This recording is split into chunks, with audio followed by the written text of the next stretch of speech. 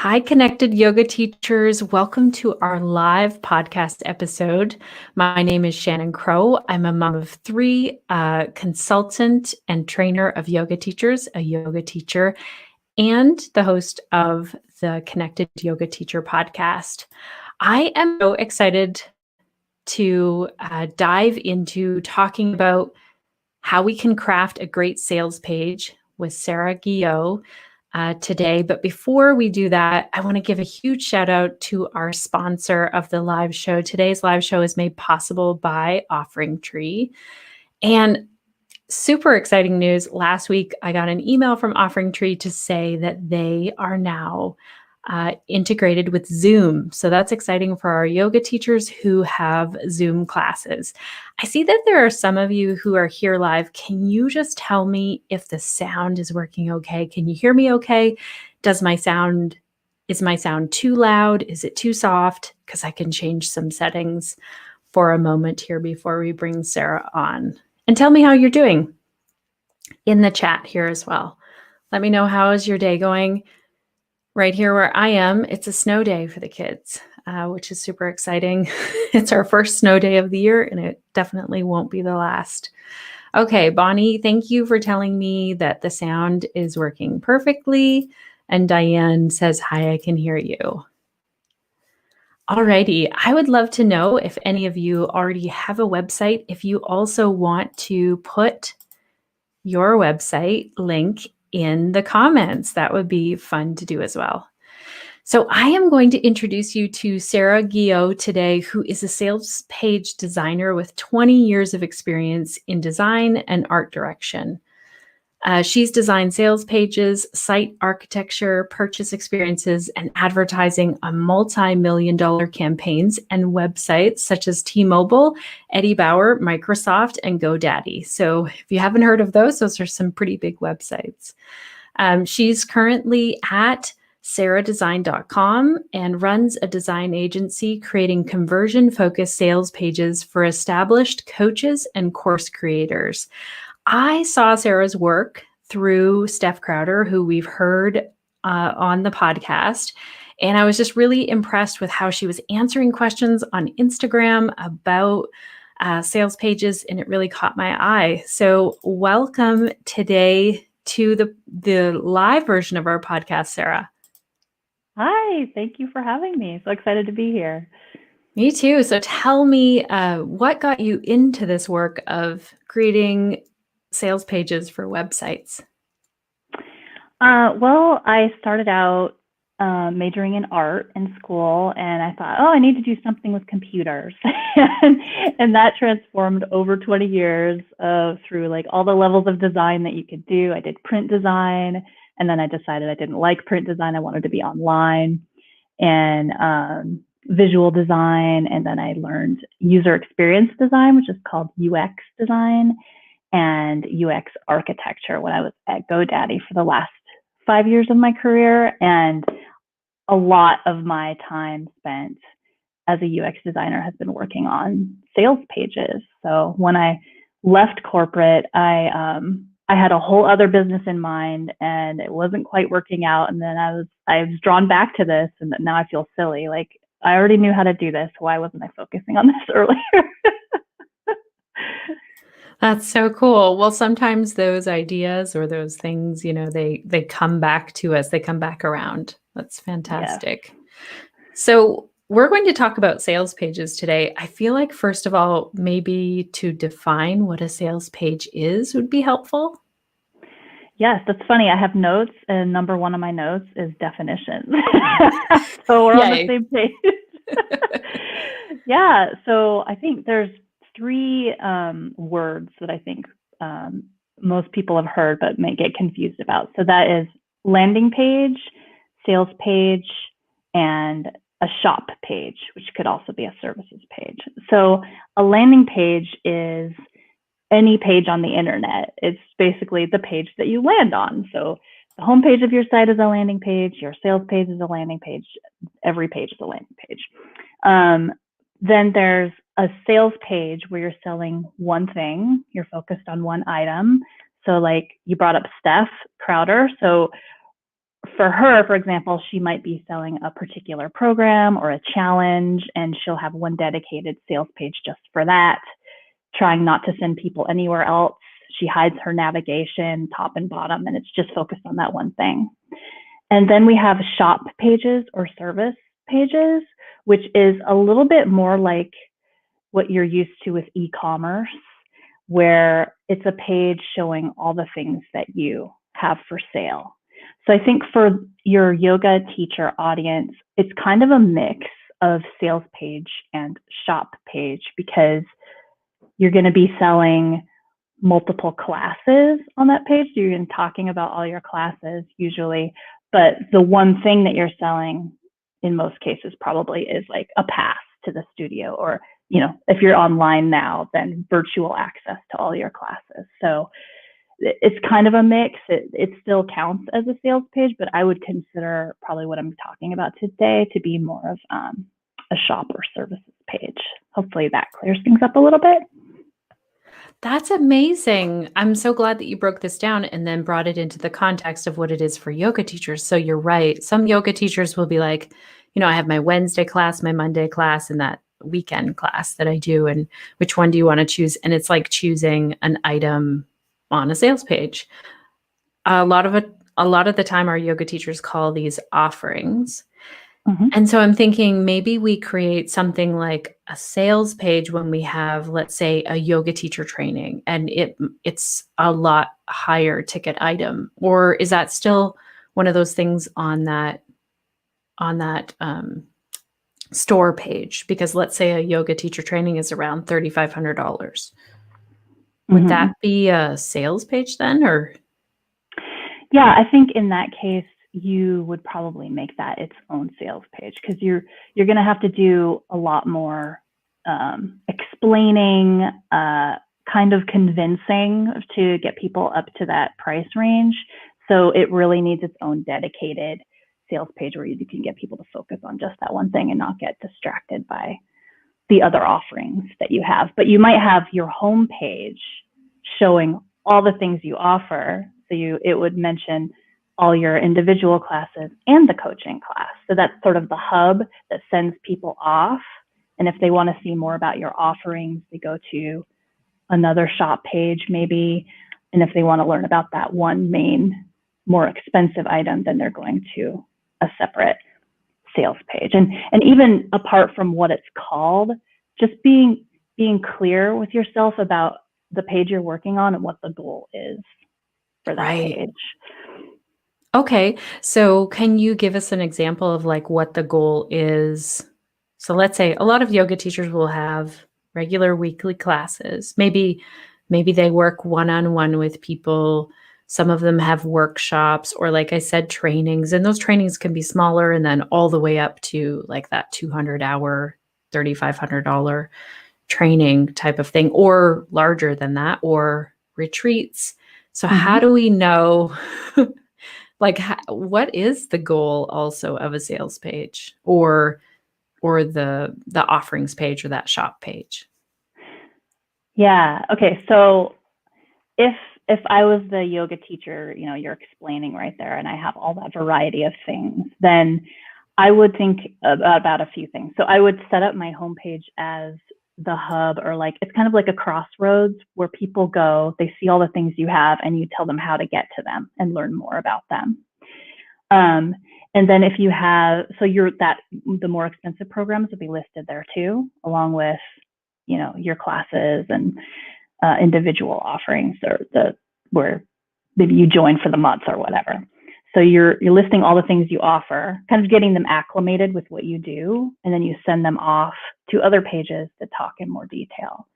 So if you have that retreat, I think that's an excellent example of when you would want a single sales page for that. So you're mentioning it on your homepage, you're getting some interest, and you're sending them off to the sales page where you're really talking to them in detail about it. And also, you're probably sending people directly to that sales page from social media like Instagram or YouTube or wherever, posting flyers around town. So there's other ways that people are getting to that sales page where they maybe haven't even been to your homepage at all. So you're going to want to think about that too. Like, how are people getting there? How focused are they? And what is the purpose of that page? Is that making sense? That's making so much sense. Thank you so much for clarifying that. I think one thing that our yoga teachers sometimes deal with, and I don't think it's just unique to yoga teacher entrepreneurs, is we don't want to appear slimy, salesy when we create a sales page. So can you tell us like maybe a little pep talk or some ideas or tips when you're thinking about, because our yoga teachers have amazing offerings. I was just reading an article how stressed people are with the pandemic right now, and I'm feeling that. Like our yoga teachers have amazing offerings that people need. So do you have any tips on how to get through the mindset of like a sales page? Yeah. Yeah, I think it's just making sure like your language and your plan for how you're selling to people aligns with what feels good to you. I think sometimes on sales pages there are these gurus and these tactics for making everything sound really desperate and like your body's going to fall apart if you don't sign up for this thing, or oh, you don't care about your health. I don't think anyone in your audience is going to write anything like that on their sales page, so they should feel confident that they aren't going to come across sleazy. It's just explaining what it is you offer, talking about the transformation they're going to get, like from the retreat. What is life like now? What's life going to be like after the retreat? But just really realistic ways of saying it, listening to how they talk about their struggles, mentioning that in their words, and explaining how it's going to be different afterwards, but not over promising either. I think just, making sure you're just being really honest about what they're going to get. And then I know some people even feel nervous about having like a limited time offer because that doesn't resonate with them. It doesn't feel in alignment. I think it's fine personally. I'm fine doing a limited time offer or being like, buy by X date. But some people aren't. And I think you can do both those things, and neither of those are sleazy, but just pick the one that feels good to you. And it's still completely valid. You're still going to get sales, even if, you don't put a timeline on things if it feels like out of alignment with you to do that. Right. Oh, that's so good. And I've talked to some yoga teachers who don't like that countdown timer, to the date of when the training starts. And some people coming to a website just like to know, okay, the training starts in, 20 days or something. I have 20 days to think this over. So I love that you're saying think how we really feel about it in that. When we're looking at laying out our sales page, are there some tips of like, how do I get the information? Like, how do I get the words? Sometimes I go to websites and I think, this is too much. I just can't read all of these words. Like, what are the mistakes that we might be making, or what are the considerations when creating this layout? Yeah, I think you hit on a good one right there. And I hope the copywriters out there aren't mad at me, but try not to use too many words. Keep your headlines, short and punchy, small paragraphs. Bullet points are your friend. It's easier for people to read bullet points than to read a paragraph of all the things included. Making things scannable helps. And then as far as like how to find those words, I know Shannon, you and I have talked about this a little bit. If you can survey your audience, you can, like, if you have a group where they hang out, like a free Facebook group, listen to the things that they're saying and the problems that they're having, and actually write down their exact words, like copy their words down. You're not like saying, oh, Sarah said this. You're just writing down the exact words, because sometimes their words are different than yours. Like when I'm selling my services about sales pages, if I'm talking about I make conversion focused sales pages, that might be not something that a certain audience member would understand. I might want to say sales pages that sell, so sometimes you're so close to it, it's hard for you to identify that the words you're using people aren't quite familiar with, if that makes sense. That makes total sense. I was doing this when I was thinking of like how to talk about this today. I wanted to let people know if you have a website, this is a really important part, but just saying sales page is not language that I often hear yoga teachers using. So that's a great example. And same with our yoga teachers have things all the time where they almost talk to, and I've done this myself as a yoga teacher. It's almost like you're talking to the other yoga teachers instead of the yoga students. If you say like, yin yoga, well, lots of people will have no idea what that actually means. So something like, unwind and relax might be more the language that they're used to hearing. So this is great. Use the words from your students. I love this. And that's a great idea to gather those words from people. What about images on a sales page? Is there a ratio or some kind of formula of images to text? Yeah, well, no official formula, but I've definitely seen a lot of pages that are just text, like all down the page. Maybe there's one picture at the top. So I would say try to break it up. Think of your page as being in sections. It's like a stack of rectangles. And in each rectangle, think about, is there a place that I can put an image here that's going to support the text that I'm saying? And if there is, put one in. And then in like the next section, maybe that could be all text, but it has like a pretty colored background. So then the next section below that, you're going to want to maybe add in another picture. Or there might be areas where you are trying to describe like what's included. And it's so much more powerful to show, an image of your Zoom class in a monitor than to just say, X class, Y class, Z class, if you have like pictures of those things to accompany it. So they really live in harmony together. I would say try and find ways to use pictures as much as you can. And also try to find pictures that really represent the experience that you in particular offer with your studio. So I was looking at some sites yesterday, and when people come to yoga pages and they're looking for yoga classes online, I'm guessing, I haven't really been shopping for this much, but there's a lot of options out there. And it's kind of, it could be you or it could be the next person that they pick. So you have to have some way to stand out. And I think using images that represent your experience help you do that. So if your pictures from your class or showing pictures of yourself teaching is you in front of a waterfall, or you in a ruin in Thailand, or you in your living room, or you in your like sterile studio, if that's how the class actually is, show that in your picture. So then people aren't surprised. And also they feel connected to it. If they're like, oh, I don't like that sterile studio thing. I want to look at something pretty in the background while I'm doing my yoga. Then they're going to pick, that person. Or if they're like, no, I find all those things in the background distracting. I just want the studio. Then they're going to pick that one. So it really helps you sell to represent that experience visually that they're actually going to get. So they kind of know ahead of time. You don't have to describe it to them. They just see and instantly understand, oh, this is what it's like to enroll with you. This is such a great point right now, especially during COVID times.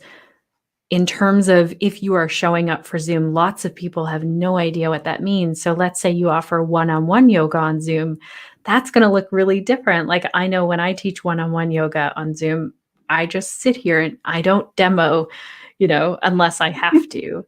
And so it would be important to kind of show. It's like you could get someone in your family to go to another room and do a little Zoom yoga class with you, like get into some kind of a yoga pose while you're sitting at your desk, and get someone else to take a photo of you teaching to this screen. Yeah, I think that's super important. And I just, as an average person, would never guess that you wouldn't be demonstrating while we're on Zoom together. So that would be really important for me to know. And I think especially this year in 2020, as people are getting into Zoom who've never seen it before, that's a little scary for them. They're like, okay, I know these are online classes and there's this Zoom thing. I'm scared about that. What does that look like? Am I going to feel stupid? Are there going to be a bunch of people looking at me on my camera? So it does help to, and I feel like this is a new thing that we have to add, that you have an area that's like, what's it going to be like? Really, really showing the actual Zoom session, like visually, and it could be in still pictures or it could be in video. Right. That's the other thing. I know that a lot of yoga teachers who had like a home studio or a studio would show a video, like what it's like walking up to the door and down the stairs or whatever. And here's where you rent your mat or get your mat, or here's where the props are. And a lot of that has changed. So I think this is so good to create that, through those images. And the other thing I see some yoga teachers do is they will have like gentle yoga, and then somebody in this really wild yoga pose, like this really extreme yoga pose. And for me, I'd be like, okay, I don't want to do that if I want a gentle class. Yeah, I love that. Is that the gentlest that you do? Yeah. I love that you were looking at some yoga websites and you had said that you have some examples. I don't know if there's anything else that you wanted to make sure information-wise that we know about pages before we look at examples. I guess I could really quickly touch on like a checklist of things that you might want to consider including on a page, and then we could go in and show those. That'd be great. And then I can identify like where they didn't use that and maybe they could add that in. So usually like leading into the page, you want some sort of title or tagline. If it's your shop page, it might be like, on-demand classes, 24 hours a day, 4,000 to choose from. And if you're doing your retreat, it's going to be something a little bit different, more like, just talking to the transformation that they're going to get. Because you have to describe it a little bit differently than the person who's like, I know I'm signing up for classes. I know exactly what that is. So you want to lead in with some sort of title, tagline. It's helpful to have a video like you just talked about. I think that's amazing. Showing a video of walking into the front door and going up and getting your mat is just makes people feel so much more confident and less stressed and scared about what they're going to get. So it's extra important now because people are like, have no idea what yoga online is going to be, or even a retreat. Like, are we actually going to retreat? Is it just pushed out? Or, so leading with that title and tagline, and then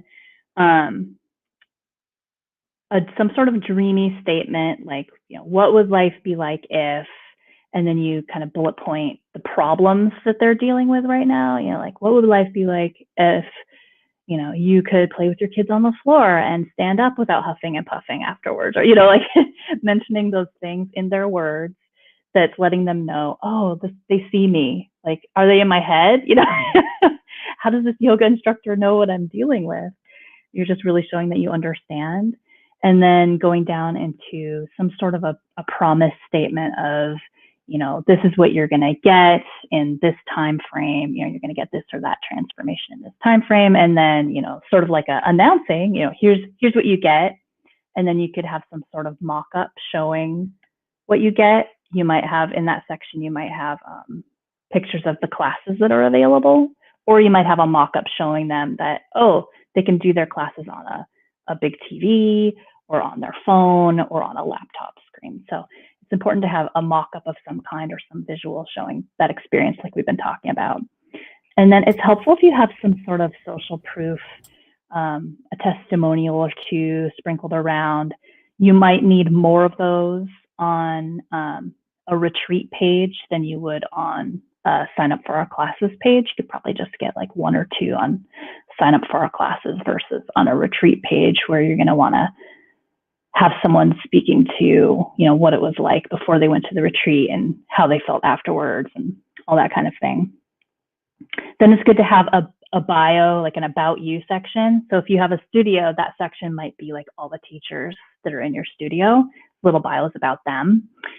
And if you're leading a retreat or it's just you who runs this alone, then it's just all about you and, what brought you to this place? Why are you teaching? And, what do you believe in? That kind of thing.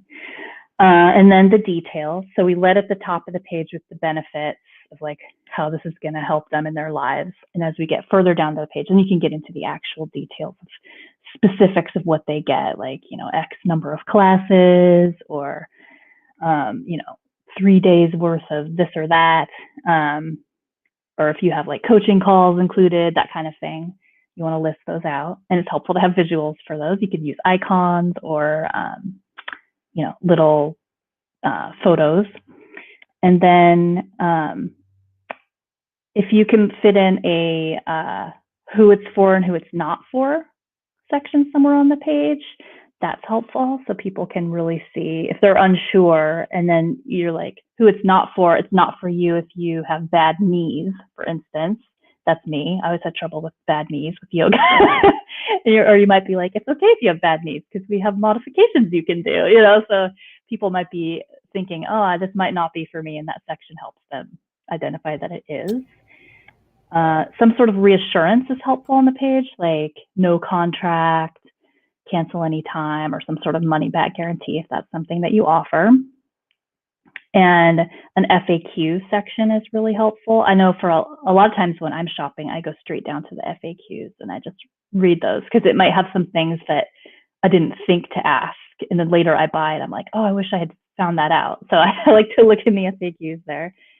And sprinkled throughout your page, you're going to have calls to action to sign up, or whatever you want them to do next, like book a call, that kind of thing. And these things can be rearranged, but I really think it's good at the top to lead with your benefits to the person, and not just dive straight into all the little things they get. Like, you really want them to understand the transformation. And again, that is more relevant to like a retreat sales page than to a shop page or a services page where you're listing all your classes, because people already know what the transformation is. Like, they came there because they want to get yoga classes. So in that case, you could go straight into the details of what's included.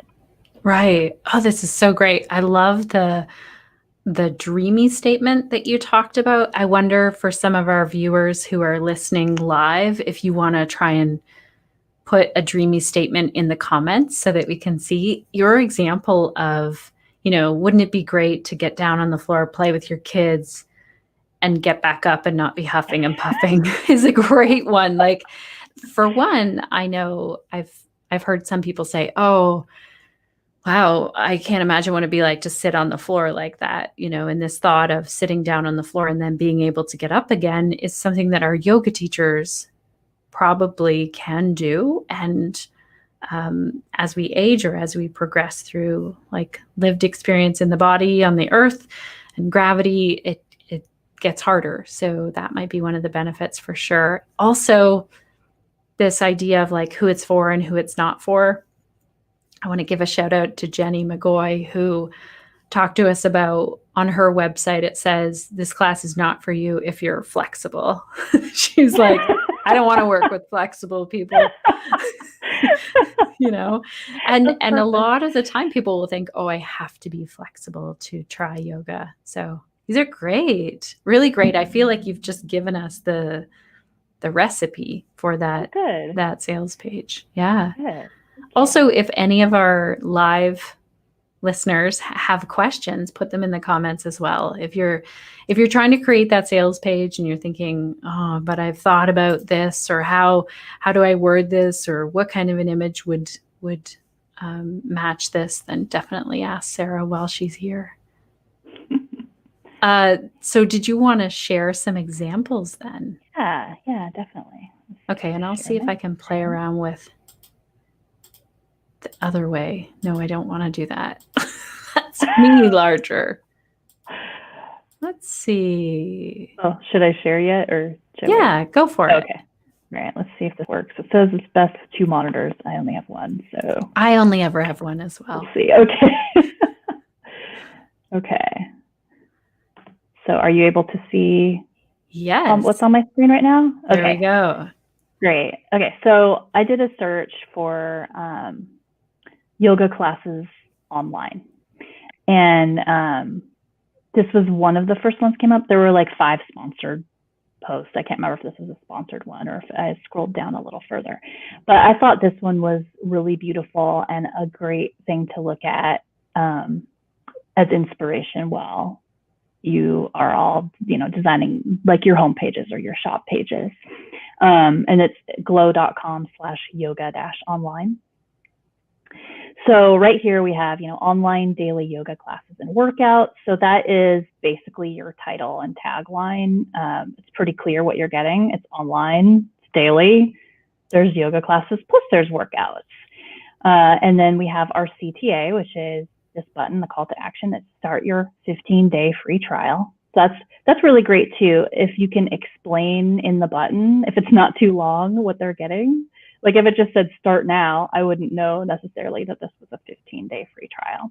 So I know exactly what I'm getting. Yeah, so that's helpful.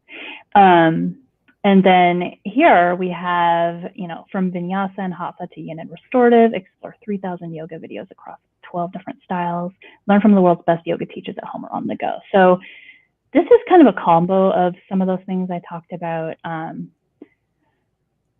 Like it's a little bit of a dreamy statement because you are like just the things like explore, that there's 3,000 of these videos, there's lots of styles to choose from, and that they have the world's best teachers. You can already kind of picture yourself. You're automatically visualizing yourself, engaging in this offer. Okay, I like that we're seeing ourselves in that dreamy statement. Mm-hmm. Exactly. And then another thing that I really love about this site is there's lots of use of open, empty, what we might call white space. White space doesn't have to be white. It's just empty areas. There's like some nice big space over here on the left. This picture has lots of space inside of it. It's not busy. It makes you feel calm. You don't feel like you want to run away because you're overwhelmed by what you see here. Oh, that's great. Yeah, which I imagine is pretty important for yoga classes, that you want people to not feel overwhelmed.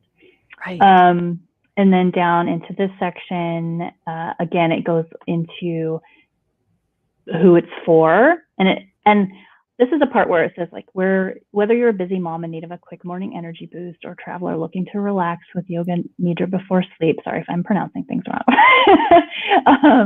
This is all really good stuff, and I love that they've included it. I personally would have designed this a little differently because this area, just from a design perspective, looks a little like patchworky with some odd spaces. Like I would just center this, and I would have made these things into bullets because this is a really helpful sentence, and people do skim. They will come to the page and just read the headlines and the bullets as they're going down. Then they might come back up and read in more detail, but bullets would have helped right here. And then they get right into the classes. And I really like that it wasn't just like classes, it says online, again, reinforcing that they're online, yoga classes for every level with enough variety to ensure you stay inspired. So that's a little bit more dreamy statement in there, plus just really outlining the experience you're going to get.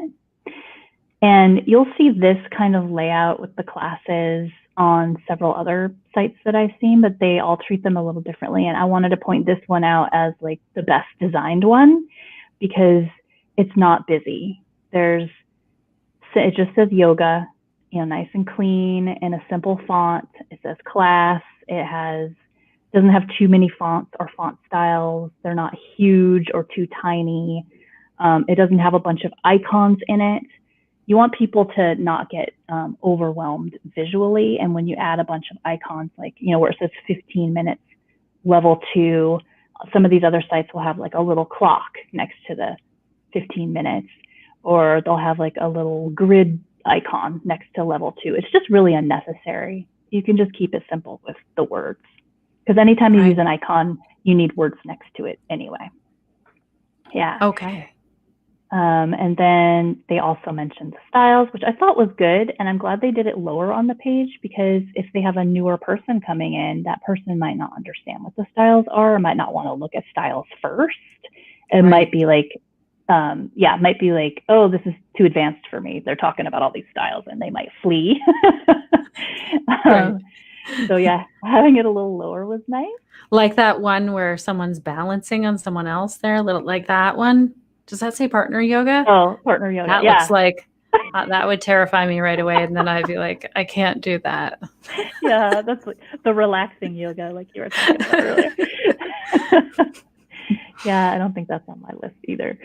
So the order of this page is a little different from what I talked about. So I'd say, but like I said, it's okay because it's more of a shop page. It's a little bit e-commercey, so they're getting into the details first, or higher up. Whereas they like further down, you'll see they have a mock-up down below.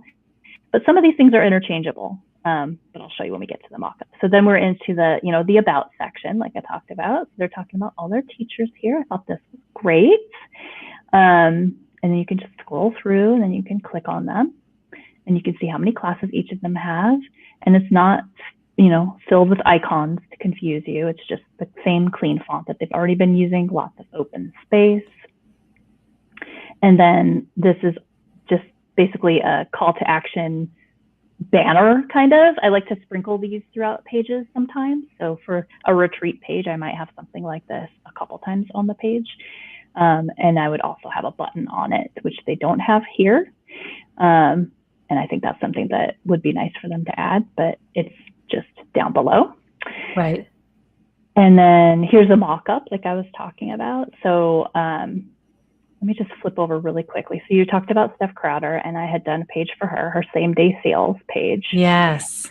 And that was just on the podcast this week as well. Oh, so if you're like, I want to hear more about this Steph and this same-day sales, this exact thing, she goes into the 4 steps, and then you can buy this for $33, which is crazy. Oh, I know. It's insane. It's so good, too. I bought it. Me too. Yeah. You can't not buy it. But so for her, the things that are included is like worksheets and, case studies, and it's showing her teaching and that kind of thing. But for your yoga studio, the purpose, I think, of the mock-up is more showing them that they can access the classes on all of these different devices.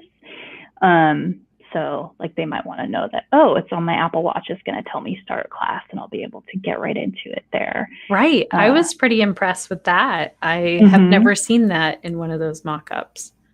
Yeah, I thought it was really cool too. So that's handy. They also have the different devices you can look on, which I thought was useful. It did take me a minute. Just like I saw this on a couple pages where I thought, why do they have these icons here? And I had to think it through. So it might be helpful. There's this UX or usability like tenet that I follow, that there was a book about it. It's called Don't Make Me Think. So you don't want to sprinkle something in that people have to think too hard about. Really just make it like they don't have to think at all. So I would maybe say a little sentence above this. It's like available for streaming on all of these devices, and then list the things. But, right. Because I don't even know the little icon there for Android. Because I was looking and I was like, would it be on my Android phone? But yeah, I get this. Don't make me think. That's great. Yeah, I thought the exact same thing. I was like, why is it Android there? Like I understand Roku and, TV and Fire TV, but I'm still a little confused about the Android.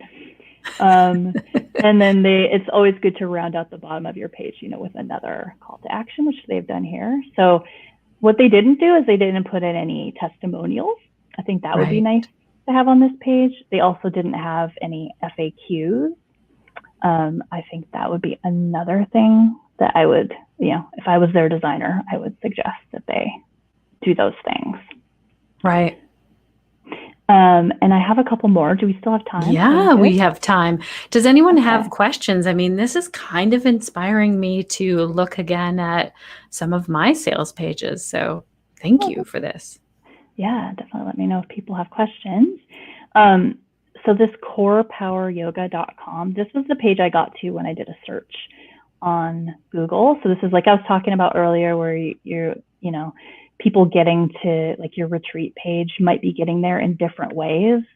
So this is like the Google search results page for yoga classes online. Okay.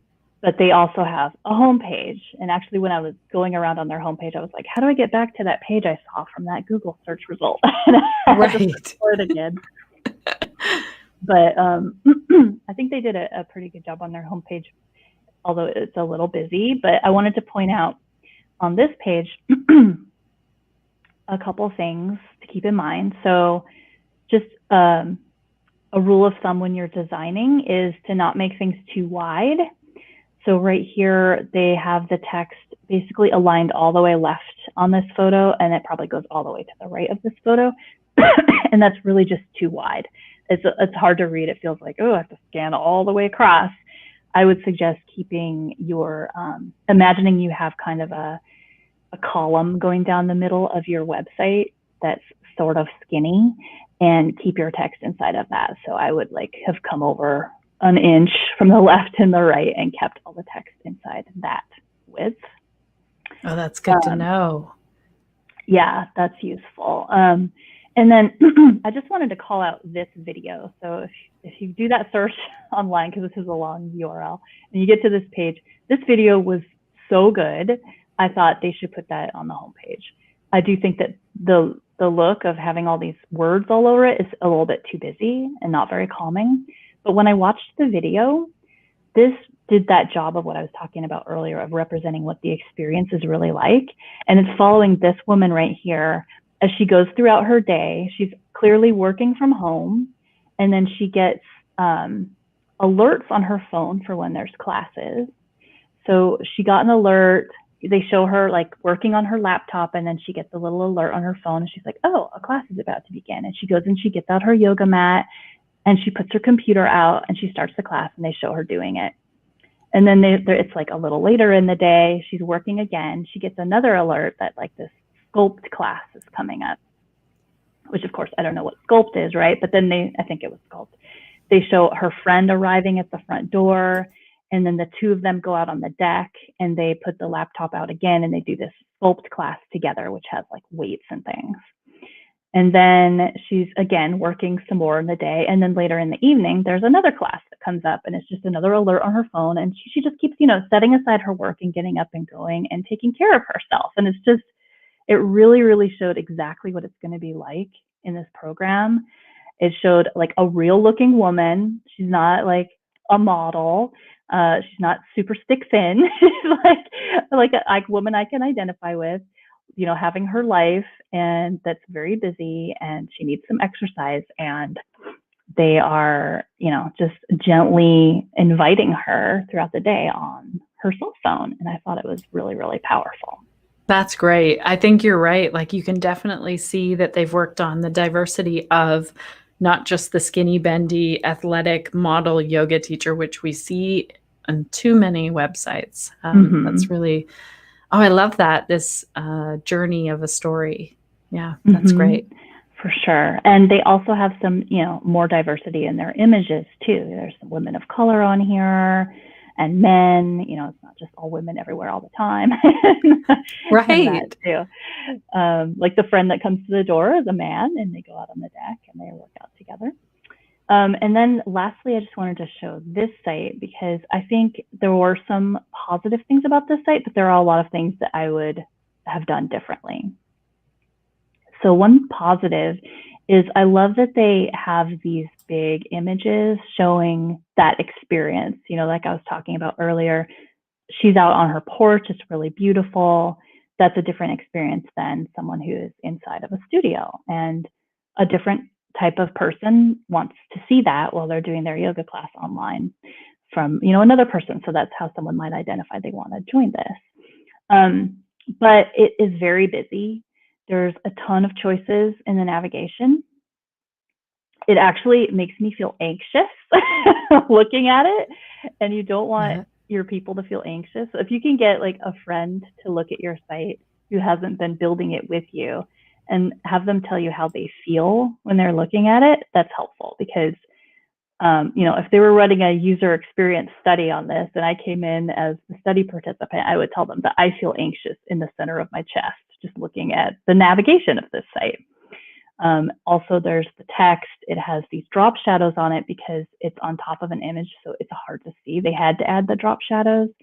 I would maybe say put a box behind this that has like white and black text on top of it, or black with white text. And as we go down the page, it's just so much to look at. there's something called cognitive dissonance, which happens when there's so many things for someone to look at, they just become overwhelmed. And, they're likely to leave your site. So like there's this whole right sidebar thing going on, which many sites are moving away from these days. We're not seeing a lot of these sidebars anymore.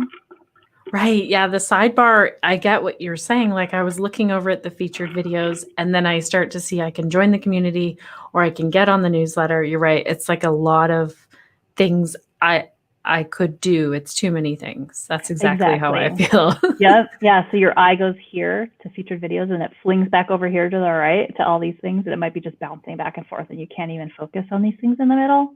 Right. And then here, like I was talking about on the Glow site, let me pop over there again. So you see how clean it is. There's just minimal text and information. There's no icons. But here there's the stars to show the ratings, which is helpful information, but it's a little too much here, and I don't think it's necessary at all. Right. They have the little icon for the teacher. They have an icon for the clock. It's just extra. Like you don't need two things to talk about time if you can just have one thing talk about the time involved. And also I just want to give a shout out to Rachel for a second, because Rachel said, I don't have a question right now. Just wanted to say how helpful this is. Just you walk through other websites. I realize that my own site needs some editing. You know what, Rachel? All of our sites. It's like a continuous thing of editing a website. It is, yeah. And me as a web designer, I can't. My own site is such a challenge. It's so hard. It's like, what's that saying of like the cobbler's kids or something? Yeah, the cobbler's children have no shoes. Yeah. I think that all the time. It's so hard to design for myself. But yeah, I can tell them, look at other people's sites all day. I have all kinds of opinions. But yeah, they have some nice search functionality, which is helpful, but it just feels like just going down this page, I'm like, oh, I want to run away. And if on this page, I'm like, oh, so restful. Like I want to join. So right. So we can see 6 videos on one scroll on it used to be called Yoga Glow, but now it's called Glow, I see, on that site. And then on the other one, there's a lot. And like you said, that sidebar, I wonder what it'd be like if we could see larger photos, because it looks like they have more outdoor classes. Yeah, I was wondering that too. Like if you could see the pictures larger, you might be more attracted to it. If there were just, instead of having 12, if there were just 6, nice and big here, then I'd be like, oh, what's going on in that picture? Like, that looks fun. Look, they're on the beach. I think I might enjoy that yoga class. Well, this is good for our yoga teachers, because I feel like we can really simplify, like make lots of white space on our sites. That could be something that we look at doing. Yeah, lots of white space. Also, this is just, sorry, I don't mean to ramble on and on, but paying attention to size and scale is helpful. So make sure your main header is, the largest one. Your body copy or paragraph copy is the smallest text. And maybe you have like, a secondary headline size, in coding, it's called an H2. You don't have to know that. Like this would be an H1. That's the largest one. And H2 would be the second one down. And H3 is a little bit smaller. Like you probably only need a big headline, maybe a medium one, and then your body copy, and just be consistent with how you use that. Do bullet points, and then people can skim through and understand your what you're saying very quickly. That's great. Any questions from any of our people who are here live? I see that some of you shared your websites. Diane did, and so we can go and check that out. And Bonnie shared a site as well. Those are in the comments, and you can continue. If you're here for the replay, continue to put your sites there, because it's really cool to look around at other sites and get ideas. Do you recommend that let's say we think, okay, and now I'm feeling inspired to redo my site, and they go to something like that Glow Yoga or a site that they really like. I know some people will say, oh my gosh, I just copied that website. And I feel like you can't tell though, because you get all your own words and your own images. What are your suggestions when we're looking at other websites? Yeah, I know it's a fine line. I mean, if you do like literally copy all of their text and stick it on your site, then No, I didn't probably mean don't that. want to do Right. that. Right. Even with different images, you probably want to avoid doing that. But it's okay. I mean, even in my big fancy web design jobs, half the time we were looking at other people's sites and being like, oh, how did Apple do it? What does this Apple page look like? Let's follow that. And then you start heading down the path. You start by being like, I want it to look just like that. And then as you're finding your images and looking at what your people are saying, you adjust it and it becomes kind of your own thing. Right. Yeah, this is what I found. If I found a website that I like, and I don't just look at yoga websites, I look at all kinds of websites, then I'll draw it out on paper. And even if I draw the exact same sort of an image here, this text, like that sort of thing, you're right, it just doesn't look the same at the end of the day. But it's very important that we're not copying words and using someone else's words. Yeah, and I start that way too, Shannon. I always start by drawing it out on paper, and it doesn't have to look pretty, and you don't need drawing skills. I just draw boxes, and I'm like a headline, and I point things to it, and that's how I always start. Okay, that's great. Anything else that you think our yoga teachers maybe could benefit from knowing about sales pages or websites in general? There was one thing that I wanted to mention, and that is there's this, I don't know if you've heard of this book called Building a Story Brand by Donald Miller. Yeah. But he has this 3-video series that you can get to at 5, like the number 5minutemarketingmakeover.com. And you have to subscribe, and then it gets delivered to you over 3 days, 3 videos. I would recommend everyone watch those videos because he really gets to the heart of how powerful it is to be simple and straightforward, and really hone in on not putting too much into your site or onto your page. It's a really helpful way to begin. Okay. Okay, that's great. We'll definitely look into that. And then tell us if our yoga teachers are thinking, you know what, I really don't want to do all this by myself. I want Sarah to help me. How do they get in touch with you? Yeah, so I work a little differently from some other designers in that I do 1-day design intensives. So if you head to sarahdesign.com, thank you, you can learn more about that. You can also head to my Instagram, which is sarahdesignagency. Oh, thanks. Look at that. You're so ahead of me. If you wanted to reach out to me on Instagram in direct message and, chat through some things, we could. And then if you did decide to work with me, we can book a discovery call. But so I work in those intensives and where we really just handle everything in a day.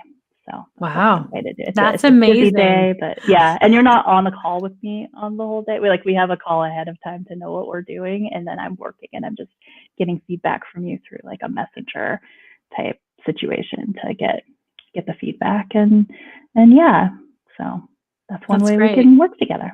All right. Well, thank you so much for all of this today. This has been fantastic. I feel like I am a little more motivated to go and look at some of my websites and streamline it, make it simpler. I think one of the takeaways for me is like take away that overwhelm from too many choices. Sounds really great. Oh, one other question before you go, which I had asked you before in our private messages on Instagram was, what about when I go to this landing page and then I don't see the option to get back to the website? So oftentimes I'll hit a sales page or a landing page and just not see that menu bar anymore. And really my only choice is to sign up. What are the benefits of that? And do we have to do that? Yeah, so that is sort of the traditional method of a sales page, that you are marketing yourself and you're promoting and send people directly to it because you just want them to focus on that one thing. People will typically hide their navigation. But as with all things, even though that might be the recommended way, you don't have to do that. It's okay if you want to put your nav on there. But I personally, I like, if I'm sending people directly to a sales page, I like to keep them on the page, and even my nav, I do strip out, but I think about how they're getting there. So the people that are getting there because I promoted it and sent them directly to it, they're getting there one way. They already are familiar with me. They probably already know my main website. So if they had to go back to my website, they would know how to get there. And then for people who have landed on my website, if I have a link over to that sales page, I just will have it open in a new tab. So then my website is still sitting there in the other tab if they wanted to come back to it. But I can still keep them focused. So I think I'm still like, there's these rules, but I'm always about like, if it doesn't feel right to you, it's okay. It's not that big a deal. Like, if you have the ability to test it without a nav and with a nav and see if one sells better than the other, then go for it. But otherwise, you can go with your gut, follow your intuition, and it's okay. Oh, that's fantastic. I love it that there are some basic rules, but we don't have to follow those. So the Center Balance Yoga Therapy and Ayurvedic Wellness says thank you. Oh, Thank you're you for welcome. being here. Rachel says thank you both. I'm so glad that we got this time to connect and really see. And this is where the live show is so handy. And if our yoga teachers are completely overwhelmed, Offering Tree has like a, get your information all in there, and they sort of do the work for you of the design. So you just have your choices of, what's my logo? Here's an image I like. Here's where my words will go. What are my offerings? If you're really overwhelmed, that's something to look at as well. Yeah. So thank you so much again, Sarah. This has been fantastic today. Oh yeah, it's my pleasure. I also just really quickly, if you don't mind, since you mentioned Offering Tree, I just wanted to mention too, like if you're earlier in your website business, I'm all for you. Like you don't need to run out and hire me. Like use Offering Tree, get your site up, use the templates that they have, and then when you're a little further along and you're doing something like those retreats and event pages, then that's when your offers are selling, when it probably makes more sense to pull in a designer to help you out. Right. Oh, that's so good. And if anyone is looking for a discount code for Offering Tree, there it is, offeringtree.com/Shannon. Yeah, I'm super, super excited. I love this information of, don't hire me right away if you're just starting. Yeah. Okay. Feel the pressure. Yeah, exactly. This has been so helpful. Thank you. Oh, thank you